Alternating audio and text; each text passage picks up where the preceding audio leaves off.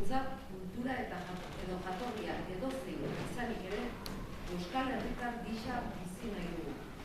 Gure eskubide zibil eta politiko barne, nazioarteko giza eskubideen aldarrikapen unibertsaletik eratortzen diren eskubide guztien jabe bizi nahi dugu Euskal Herri osoan. Baina hori zoritxarrez ez da gaur guk pairatzen dugun errealitate politiko-administratiboa.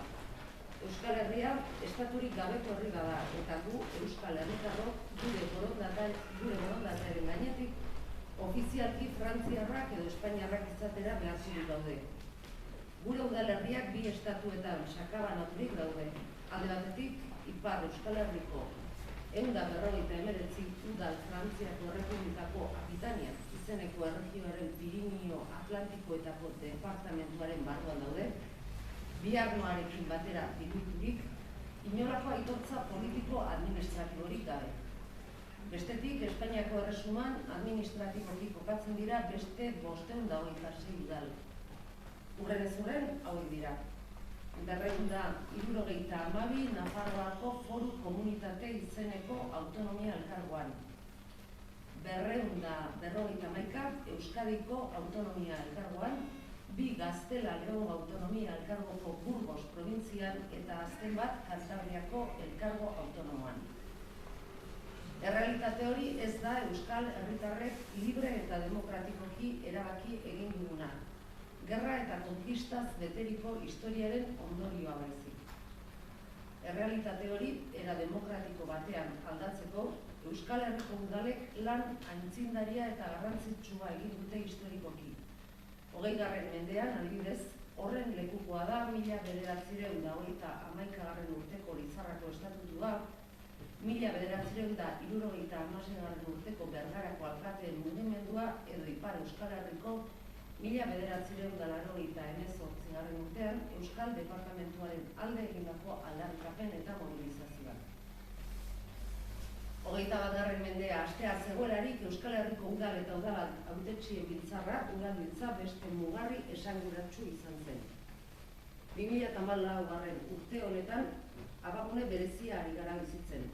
Begibistan daude kontrako eta aldeko faktoreak.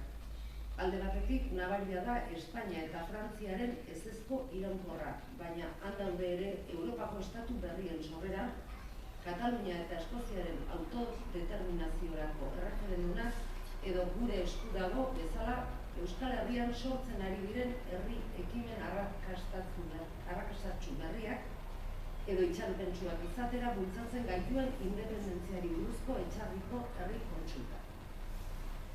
Horregatik, Euskal Herriaren egunaren bezperetan, Euskal Herritarren egunera hurbiltzen ari garenean aurreko guzti hau aintzat hartuz, Usurbilgo udalak aberri egunerako ezoiko osoko bilkura honetan hurrengoa adierazi nahi du. Bat, Euskal Herritarrak garela adierazteko garaia heldu dela eta ozenki esan nahi dugulako Euskal Herritartasunaren aldeko herri dinamika sortzeko eta sustatzeko deia luzatzea erabaki dugu. 2, kaleetan zein eraikuntza publiko eta partikularretan Euskal ikurrak jartzeko gonbidapena luzatzen dugu honen bidez. Zer ez garen baino, garena eta sentitzen duguna ikurren bidez publikoki adierazteko gonbidapena luzatu nahi diogu herritar orori. 3, zer garen gaur, iragana ezagutu gabe oso zaila delakoan, aitzineko zein garaikidea den oroimen historikoa berreskuratzeko konpromisua hartzen dugu. Hala ere, iragana baino gehiago, oraina eta batez ere etorkizunari erreparatu nahi dugunez gero, kultur, hizkuntza eta identitate aldetik anitz eta aberatsa sortzen ari den Euskal Herri berri honi so egiten diogu. Horregatik, atxikimendu librean oinarriturik, herritartasun agiri ofizialaren beharra aldarrikatu eta ekimen bateratua, ofiziala eta eraginkorra sortzeko konpromisoa adierazi nahi dugu.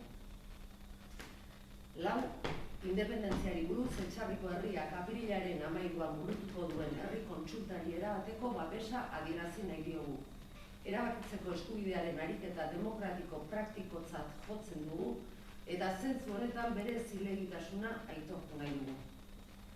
Eta 5, zentzu berean eta arrazoi berdinengatik Horregatik, gure esku dago herri ekimenak ekainaren 8 antolatu duen Iruña eta Durangoren arteko gizakatean parte hartzeko deia eta oroan gure esku dago herri dinamikari erabateko babesa adierazi nahi diogu.